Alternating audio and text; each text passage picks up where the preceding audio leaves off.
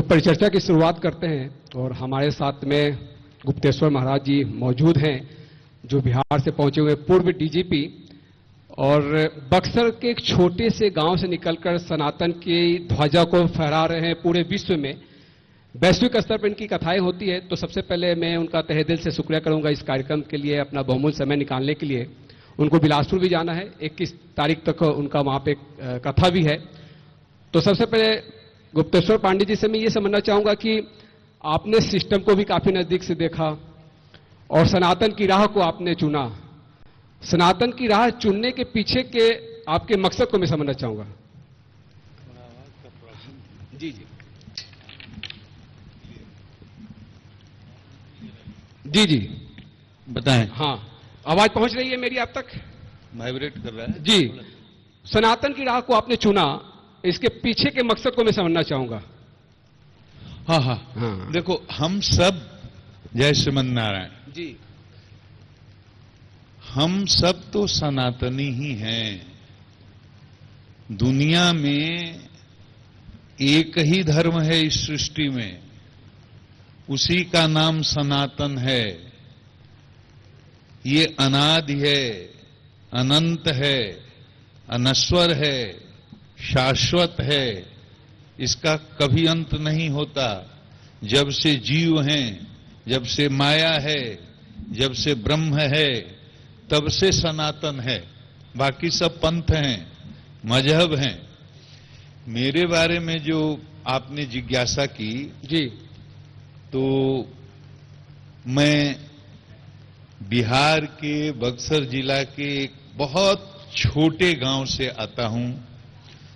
उस समय मुझे याद है, उस गांव में बिजली नहीं थी, सड़क नहीं थी, अस्पताल नहीं था, स्कूल नहीं था। 8 वर्ष की जब आयु हुई तो पहली कक्षा में गांव के बाहर किसी दूसरे गांव के स्कूल में मेरा नामांकन हुआ। 14 साल का हुआ तो विवाह हो गया। 8वीं कक्षा में जब गया तो विवाह हो गया। विवाह के भी 51 वर्ष हो गए। उसके बाद मैंने 9वीं कक्षा, 10वीं कक्षा, 11वीं कक्षा पास उत्तीर्ण की। आईए किया, बीए किया। संस्कृत से मैंने बीए ऑनर्स किया।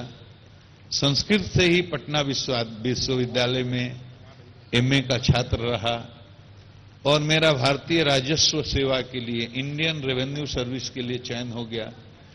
मैं वहां चला गया। हिसाब किताब में मन नहीं लगा। दोबारा परीक्षा दिया तो इंडियन पुलिस सर्विस में आईपीएस में 87 बैच में मेरा हो गया। बिहार के कई जिलों में कप्तान रहा, फील्ड में ही डीआईजी रहा, आईजी रहा। बिहार प्रदेश का लगभग 1.25 साल तक मैं डीजीपी भी रहा। लेकिन सनातन के संस्कार, अध्यात्म के बीज मेरे अंदर इतने गहरे थे बचपन से कि सेवा में रहते हुए भी मेरे मन में हमेशा एक आग लगी रहती थी कि जीवन का अंतिम लक्ष्य क्या है। इस ऐश्वर्य को भोगना या और कुछ। और शास्त्र की ये बातें, संतों की ये बातें, ऋषियों मुनियों की और सनातन की परंपरा की ये बातें हमेशा मेरे मन को महकते रहती थी कि जीवन का अंतिम लक्ष्य, परम पुरुषार्थ, मोक्ष को पाना है। जीते जी इस जन्म में ऐसा कर्म करें कि आवागमन के बंधन से मुक्ति मिल जाए, जिसकी सनातन ग्रंथों में चर्चा है। और यह चिंतन धीरे धीरे इतना प्रगाढ़ होता गया, समय और परिस्थितियों ने इसको और धार दे दी। तो मैं एक सारे संसार के कपट को, जंजाल को, प्रपंच को, पाखंड को और व्यवहार को छोड़ करके विशुद्ध सनातनी बन करके और साधु बन करके भजन करता हूं, भगवान की कथा सुनाता हूं। लोगों की चेतना में उत्कर्ष कैसे हो, इसके लिए काम करता हूं। क्योंकि समाज में जो भी है आज, अत्याचार है, अन्याय है, शोषण है, जुल्म है, आतंकवाद है, उग्रवाद है। सबका कारण यही है कि मनुष्य की चेतना में निरंतर गिरावट आई है, तमोगुण का उत्कर्ष हुआ है। तो मनुष्य की चेतना में जब तमोगुण का उत्कर्ष होगा तो उसका जीवन क्या होगा? आहार, निद्रा, भय, मैथुन तक ही सीमित रहेगा। तमोगुण के उत्कर्ष में जीव का जो चित्त होता है उसका स्वरूप होता है मूढ़ चित्त। मूढ़ चित्त में ज्ञान का प्रवेश ही नहीं। अगर रजोगुण का उत्कर्ष जीव में होगा तो आहार, निद्रा, भय, मैथुन वहां भी चाहिए, लेकिन चित्त का स्वरूप होता है, उसको कहते हैं क्षिप्त चित्त। तो रजोगुण के उत्कर्ष में अनंत कामनाएं, अनंत वासनाएं, इनके कारण चित्त हमेशा मोह, संशय और भ्रम की स्थिति में रहता है, तो ज्ञान उसमें टिकता नहीं। तमोगुण के उत्कर्ष में ज्ञान का प्रवेश होता नहीं, रजोगुण के उत्कर्ष में ज्ञान चित्त में ठहरता नहीं। जब साधना से, भक्ति से, सत्संगति से, पूर्व जन्म के संस्कार से, गुरु कृपा से, किसी भी कारण से चित्त में सत्व का उत्कर्ष होता है, तो चित्त का जो स्वरूप होता है उसको कहते हैं निरुद्ध चित्त। और निरुद्ध चित्त में ही ज्ञान का प्रवेश होता है, निरुद्ध चित्त में ही ज्ञान टिकता है, ठहरता है। जी।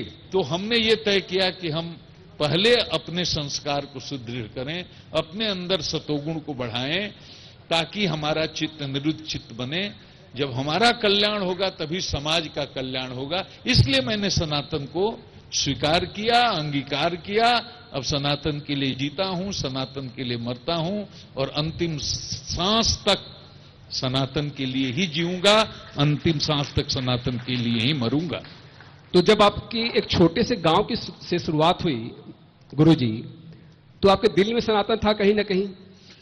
मैं यहां आने के पहले जी 10 साल 11 साल की उम्र से हनुमान चालीसा का पाठ करता था।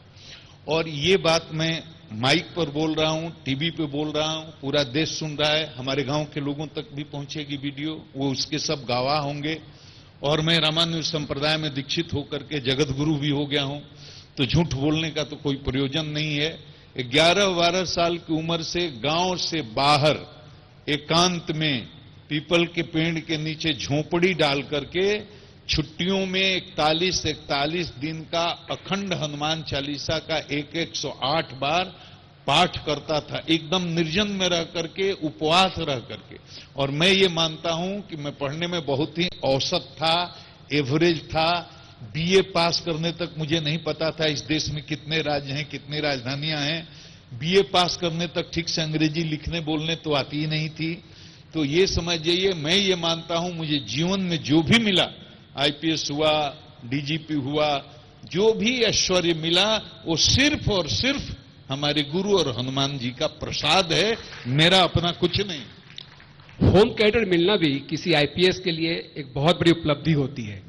तो क्या इसके मूल में सनातन के तमाम अहम बिंदुओं को समझे? लगभग असंभव टाइप का है जी। अब उस पूरी प्रक्रिया को समझाएंगे तो सबका समय नष्ट होगा। समय हमारे पास भी कम है, दर्शकों के पास कम है। होम कैडर मिलना, पहले तो यूपीएससी में आना बहुत असंभव है। प्रारब्ध एक ऐसी चीज है, हम तो अपने बच्चों को, हम तो गांव के ऐसे स्कूल में पढ़े जहां हिंदी में पढ़ाई नहीं होती थी, भोजपुरी में पढ़ाई होती थी। 7वें 8वें तक तो मुझे कुछ आता ही नहीं था। किसी तरह से मैट्रिक पास किया, किसी तरह से ठेल ठाल करके, बिहार में बोलते हैं ठेल ठाल करके, मतलब किसी तरह बीए पास किया। मेरी औकात ही नहीं थी कि मैं यूपीएससी के बारे में सोचता, आईएएस आईपीएस के बारे में सोचता। हनुमान जी की कृपा से, पूर्व जन्म के प्रारब्ध से, गुरु के आशीर्वाद से बन गया। लेकिन मैंने अपने बच्चों को तो बेस्ट एजुकेशन दिया, बेस्ट इंग्लिश एजुकेशन दिया। मेरे बच्चे हैं जैसे अंग्रेजी बोलते हैं, जैसे लिखते हैं, कोई अंग्रेज भी शर्मा जाए, लेकिन आईएएस आईपीएस नहीं बन सके। प्रारब्ध बहुत बड़ी चीज है, पुरुषार्थ की महिमा इससे कम नहीं होती है। पुरुषार्थ करिए, खूब करना चाहिए। कर्म प्रधान विश्व कल्याण था। देखिए, आपके पुरुषार्थ करने से जो चाहेंगे मिल जाएगा, ये संभव नहीं है। पिछले जन्म का प्रारब्ध होगा तभी मिलेगा। और उसमें भी होम कैडर मिल जाए, ये भी जब टॉप में 1 सेकेंड या फर्स्ट टॉप में रहिएगा तब संभावना है। तो मेरे जीवन में जो भी घटित हुआ उसमें मैं इस योग्य था ही नहीं, मैं इस लायक था ही नहीं। इसको मैं बार बार कहता हूं कि ये सब कुछ ईश्वर की कृपा के कारण, हनुमान जी और गुरु जी की कृपा के कारण हुआ, और जो कुछ मुझे मिला वो उन्हीं के कृपा के कारण मिला। और आज सनातन में मेरी बुद्धि जो ठहर गई, धर्म में मेरी आस्था दृढ़ हुई, इसमें भी मेरा कोई बड़ाई की बात नहीं है। ये भी केवल और केवल हमारे गुरु और भगवान की कृपा से हुई।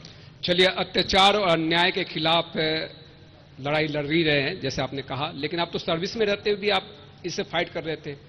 जो अत्याचार, जो अन्याय, जो एक सिस्टम में बना हुआ है, वो करना पड़ता है। जब जिस आश्रम में है, जिस व्यवस्था में है, जीवन में स्थिति, देश काल परिस्थिति का बहुत महत्व होता है। हम उस समय भूमिका में थे, डीजीपी थे। तो प्रदेश के जब आप डीजीपी हो या किसी जिले के पुलिस कप्तान हो, तो उस समय आपकी जो मुख्य जिम्मेदारी निर्धारित है, उस समय क्या करना है? चोर को पकड़ना है। आप संकेत कर रहे हो, समझ रहे हैं। मेरे जीवन में, मेरे कार्यकाल में 60 पुलिस मुठभेड़ें हुई, 60 कुख्यात अपराधी मारे गए, लेकिन मैंने जीवन में एक चिड़िया भी नहीं मारी है, और व्यक्तिगत विद्वेष के कारण किसी को नहीं मारा गया।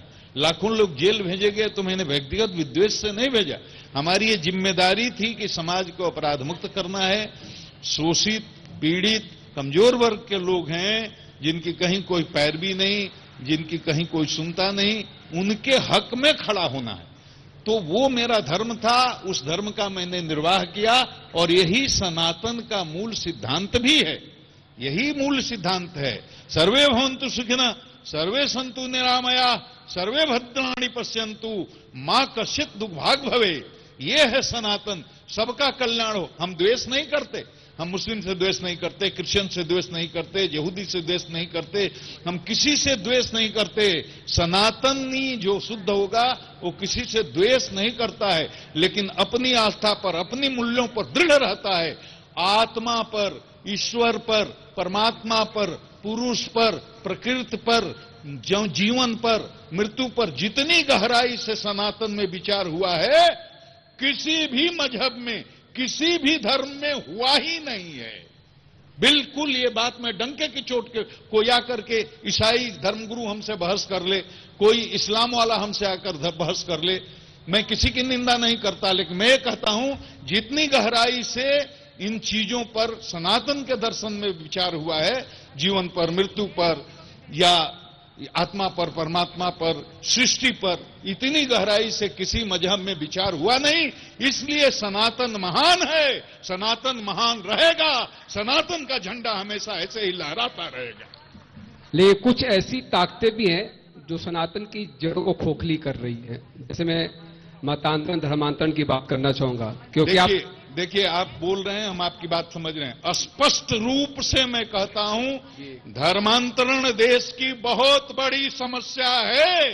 इसको रोकना पड़ेगा, रोकना पड़ेगा, रोकना कैसे रुकेगा? इसको रोकना पड़ेगा। कैसे रुकेगा? इसमें सरकार को, पहले तो हमारे लोगों में अज्ञानता है। हमारे सनातनी बड़े भोले होते हैं, हिंदू बड़े भोले होते हैं, उनको कुछ समझ में नहीं आता कहां क्या हो रहा है। मैं गया महाराज सिलवासा में, हमारे आदरणीय यहां बैठे हुए हैं, राम मंदिर के ये मुकुट हैं, ये हमारे धर्म जागरण के प्रमुख यहां बैठे हुए हैं। मैं इनको बताता हूं, सिलवासा वापी में मैं गया और वहां जाकर के मैं कथा करने गया।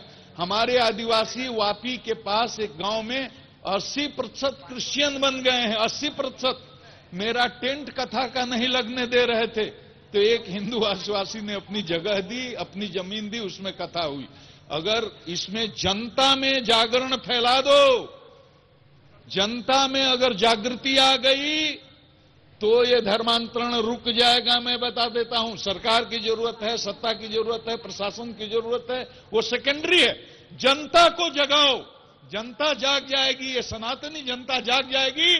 धर्मांतरण रोकने के लिए सरकार को कानून बनाना पड़ेगा, इसमें कोई दो राय है ही नहीं। और इसमें किन किन लोगों की महत्वपूर्ण भूमिका रहेगी? मीडिया की भूमिका को आप रेखांकित करें। मीडिया की भूमिका है। हमारी बात अभी जो जाएगी पूरी दुनिया में, आप ही के माध्यम से जाएगी जी। मीडिया की तो बहुत भूमिका है।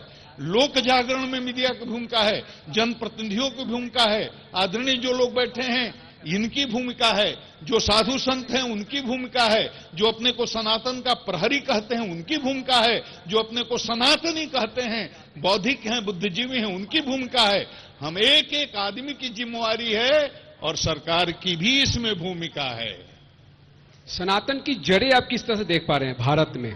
सनातन की जड़ें मजबूत हैं भारत में? देखिए, सनातन तो ऐसा है कि ये बड़ा आपका सवाल हल्का है जी। सनातन का मूल कौन है? भगवान है, परमात्मा। जिस तरह से ईश्वर देश काल परिस्थिति से परे है, किसी भी देश में, किसी भी काल में, किसी भी परिस्थिति में उस सत्य का विनाश होता ही नहीं, इसीलिए वो सत्य है। वो हमेशा है। सृष्टि नहीं थी तब भी था, ये सृष्टि है तब भी है, ये सृष्टि नहीं रहेगी तब भी रहेगा।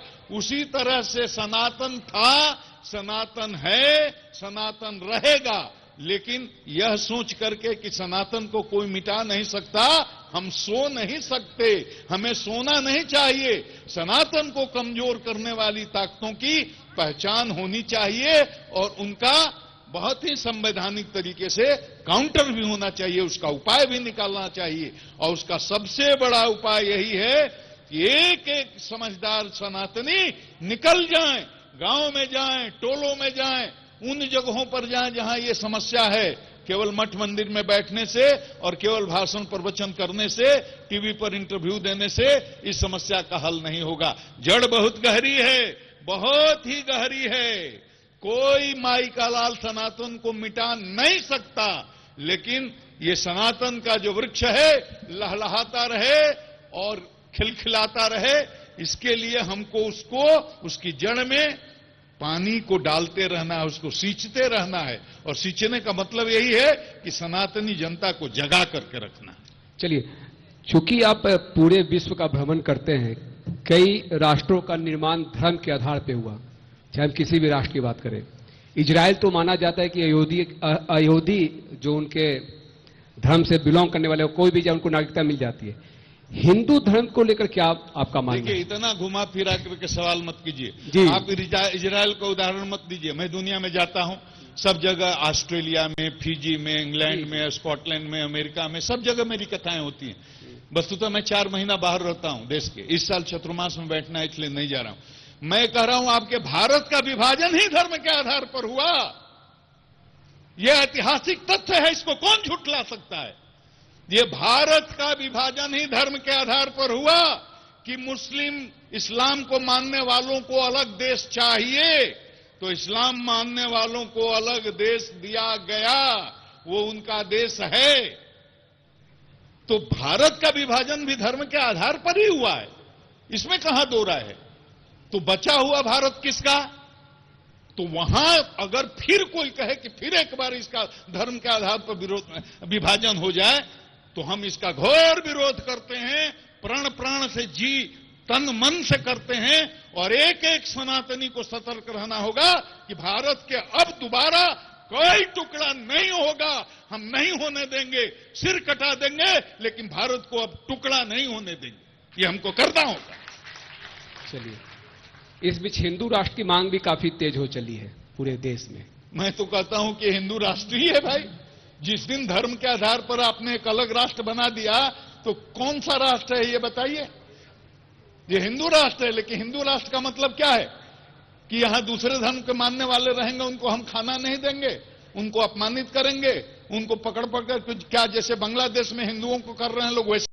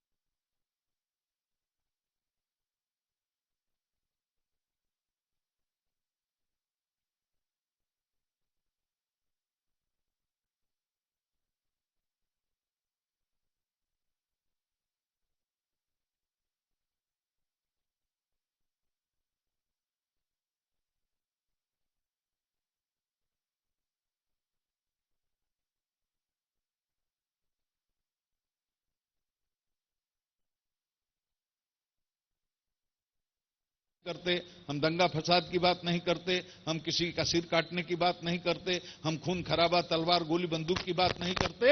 लेकिन यह बात जरूरी है कि हम पूरी स्थिति को समझते हुए अपने को भविष्य की चुनौतियों के लिए तैयार रखें। हम सोए रहेंगे, बड़ा नुकसान हो जाएगा। आप नहीं करते लेकिन सामने वाला तो करता है। आप देखिए कि रामनवमी की रैली निकलती है तो इसीलिए मैंने कहा कि हमको अपने को हर परिस्थिति से निपटने के लिए तैयारी करके रखनी रहेगी। अगर सोए रहेंगे, आगे बहुत नुकसान हो जाएगा। तो जागृत होने की आवश्यकता है, तैयारी होने, जागरूक होने की आवश्यकता है। बिल्कुल जी। चलिए, इस मंच से कुछ महत्वपूर्ण बात आचार्य जी कुछ रखना चाहे जो। मैं ये कह रहा हूं, देखिए समाज में बहुत सारी जटिलताएं हैं। भारत आज बहुत तरह की समस्याओं को, हमारा देश हिंदुस्तान बहुत सारी समस्याओं को, नॉर्थ ईस्ट की समस्या देख लीजिए, आज नागालैंड में क्या स्थिति है देख लीजिए, त्रिपुरा में क्या स्थिति है देख लीजिए, मणिपुर में क्या स्थिति है देख लीजिए, मेघालय में क्या स्थिति है देख लीजिए, आप केरल में क्या स्थिति है देख लीजिए, वेस्ट बंगाल में क्या स्थिति है देख लीजिए, और हमारे बिहार के सीमांचल में क्या स्थिति है देख लीजिए। ये सारी स्थिति, और आदिवासी क्षेत्र जहां भी हैं वहां भी जाकर के देख लीजिए किस तरह से लालच देकर के उनको परिवर्तन किया जा रहा है, वो भी देख लीजिए। तो सब मिलजुल करके हम लोगों को तैयार होना पड़ेगा, सजग होना पड़ेगा, सतर्क होना पड़ेगा। और जो भी नौजवान हैं उनका जीवन का उद्देश्य एक होना चाहिए, खाना पीना या बहुत बड़ा डॉक्टर, बहुत बड़ा इंजीनियर, आईएएस आईपीएस बन जाना ठीक है, उसमें कोई विरोध नहीं है। लेकिन हमेशा जगे रहो, देश के लिए भी सोचना है, राष्ट्र के लिए भी सोचना है, सनातन के लिए भी सोचना है, तभी तुम्हारा जीवन जीवन है, नहीं तो जीवन बेकार है। और मुझे लगता है इस कार्यक्रम की जब रूपरेखा तैयार हो रही थी, चंदन अग्रवाल जी हैं और हम लोगों ने पूरा खाका तैयार कर लिया था, लेकिन प्रारब्ध ये है कि आपको आना था। आप बिलासपुर आ ही रहे थे और आपसे बातचीत हुई तो आपने यहाँ के लिए समय निकाला। तो मुझे लगता है कि ये ऊपर के ही और के निर्देश पे सब कुछ पूर्व निश्चित होता है जी। आपसे मिलना था, आदरणीय जो बैठे हैं उनका आशीर्वाद लेना था जी। तो आप सबों का आशीर्वाद लेना था, आप लोगों का स्नेह मिलना था हमको। छत्तीसगढ़ की धारा को लेकर कुछ में, वीरों की धरती है, बलिदानियों की, ये छत्तीसगढ़ की धरती वीरों की धरती है, बलिदानियों की धरती है, त्यागियों की धरती है, तपस्वियों की धरती है, ये शील की धरती है, संस्कार की धरती है, ये धर्म की धरती है, आध्यात्मिक धरती है।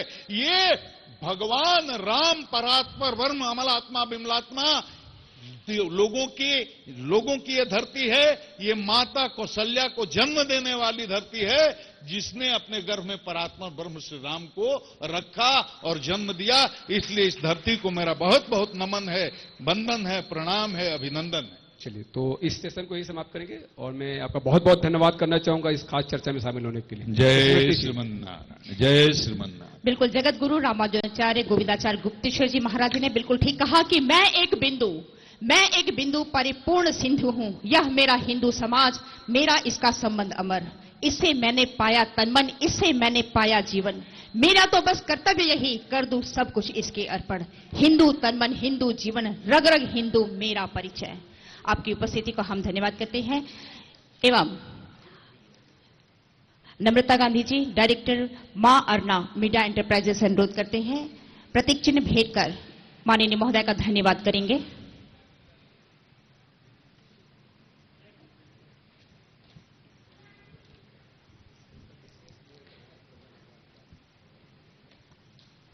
साधना न्यूज की तरफ से आपका धन्यवाद करते हुए श्रीमती नम्रता गांधी जी,